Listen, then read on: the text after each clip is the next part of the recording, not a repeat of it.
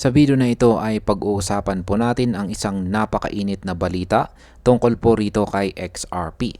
Ayon po sa isang crypto analyst na kilala bilang Galaxy, nasa yugto ngayon sa XRP ng rectangular consolidation. Para mas simple, ito ay isang pahinga ng presyo matapos ang matinding rally na nangyari sa mga nakalipas na mga buwan. Ang sabi po ng analyst, madalas kapag nangyari ito, pagkatapos ng matinding pag-akyat, ang susunod na galaw ay bullish continuation o pagpapatuloy po ng pagtaas. Pero ang tanong, ano nga ba ang ibig sabihin nito at ano po ang posibleng kahinatnan ni XRP sa susunod na mga buwan? Kaya yan po ang siyang ating pag-uusapan sa video na ito. Pero bago po tayo magpatuloy, ay pakibasa na lamang po muna ang disclaimer dito po sa ibaba ng ating screen. Ayan, ano nga ba ang rectangular consolidation at bakit mahalaga ito para kay XRP?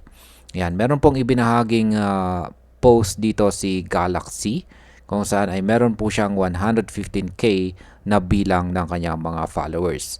Sabi niya rito, consolidations are healthy, especially after such a strong breakout. A bullish continuation from here is the most likely scenario. Kaya yan po yung kanyang binahaging chart dito. At yan yung rectangular consolidation pattern na kanyang nakita rito sa weekly chart time frame ni XRP. XRP USD trading pair po ito. Ayan. Sa XRP po ay gumagalaw ngayon sa isang malinaw na sideways channel. Sa technical analysis ay ito nga yung tinatawag na rectangular consolidation. Ibig sabihin nito ay pantay ang laban ng mga buyers at sellers at nagbabanggaan ang presyo sa pagitan ng horizontal support at saka resistance. Sa history po ng market, kapag ganito ang nangyayari, matapos po ang isang malakas na rally, madalas nauuwi ito sa pagpapatuloy ng dating trend. Kaya kung bullish ang direksyon bago ang consolidation, malaki po ang chance na magtuloy paakyat ulit ang presyo.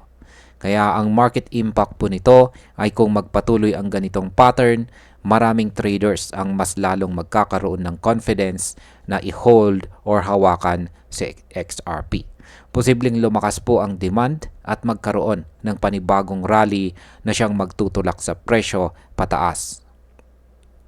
Ngayon ay nasaan na po ngayon ang presyo ni XRP at ano po ang mga key levels na dapat po nating bantayan.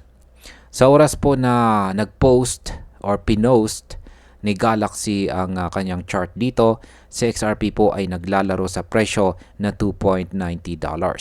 Medyo malapit po ito sa psychological level na $3. Ang consolidation zone ngayon ay nakapatong sa dating resistance levels na ngayon ay nagsisilbing support. Ibig sabihin, kahit nagkaroon ng matinding pag-akyat, hindi agad nagbenta ang mga investors. Hinayaan nilang manatili ang presyo sa zone na ito para mag-stabilize. Sabi po ng analyst, kapag nakapagsara sa XRP ng malakas sa itaas ng $3.30, ito po ang magiging senyales ng breakout confirmation. At kapag nangyari ito, malaking posibilidad na magbukas ng susunod na malakas na rally sa XRP. Ang market impact po nito ay ang $3.30 ay magiging critical point. Kapag nabasag po ito, posibleng dumami ang papasok na volume at lumakas ang momentum pataas. Pero kapag nabigo, posibleng bumalik muna sa support level bago po niya subukan ulit. Ngayon ay ano po ang sinasabi ng iba pang mga analyst tungkol sa galaw na ito? Hindi lang si Galaxy ang merong parehong pananaw. Maraming market commentators ang nagsasabi na si XRP ay nasa isang multi-month consolidation na halos umabot ng 200 days. Ibig sabihin, paulit-ulit niyang sinusubukan ang upper at saka lower boundaries ng range. Para po sa iba, ang ganitong klaseng matagal na consolidation ay tinatawag na accumulation phase. Ito yung yugto kung saan ang mga tinatawag na strong hands o matibay na investors ay nag-iipon habang hinihintay ang susunod na galaw. Kaya ang market impact po nito ay ang mahabang consolidation ay pwede pong magbigay ng matibay na base. Kapag ito ay nabasag pataas, kadalasan ay mas malaki at mas malakas ang rally na susunod dahil matagal nang naghintay at nag-ipon ang mga investors. Ngayon ay ano po ang mas malamang na mangyari? Bullish continuation or breakdown kaya? Sa ngayon ay bullish ang mas malawak na pananaw. Pero syempre, laging may risk. Ang rectangular consolidation ay minsan nagbubunga po yan ng false breakout. Pwede ring tumagal ang sideways movement na nakakainip para sa mga investors. Para kay XRP, ang pinakamalaga ay makumpirma ang breakout na may sapat na volume. Kailangan din na mayroong weekly or monthly close sa itaas ng resistance level para masabing tunay na breakout ito.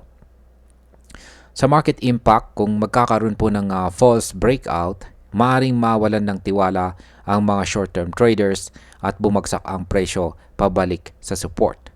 Pero kung confirmed breakout, posibleng magbukas po ng mas malaking opportunity para umakyat sa mas mataas na target levels. At bilang panghuli, kung titingnan po natin ang technical structure ngayon ni XRP, makikita natin na ang kanyang sideways consolidation ay hindi kahinaan, kundi isang uri ng paghahanda para sa susunod na galaw. Ang kasalukuyang price action ay nasa $2.90 at ito ay nagpapakita ng stability dahil nakapatong po ito sa matibay na support. Kapag nakuha po ni XRP ang 3.30 resistance at siya ay nakapag-close or nagsara ng malakas sa itaas nito, malaki po ang posibilidad na magtuloy siya sa panibagong rally. Subalit, hindi rin natin dapat ipagsawalang bahala ang risk ng false breakout. Sa madaling salita, ang pinakamalamang na scenario ay bullish continuation. Ngunit, ang mga traders at investors ay dapat magbantay po sa volume at price closes bago masabing tuluyang nag-umpisa na ang susunod na malaking galaw ni XRP. At ayan, hanggang dito na lamang po tayo sa video na ito mga ka-crypto. Marami pong salamat sa panonood. Ingat po tayo lagi at God bless po sa ating lahat.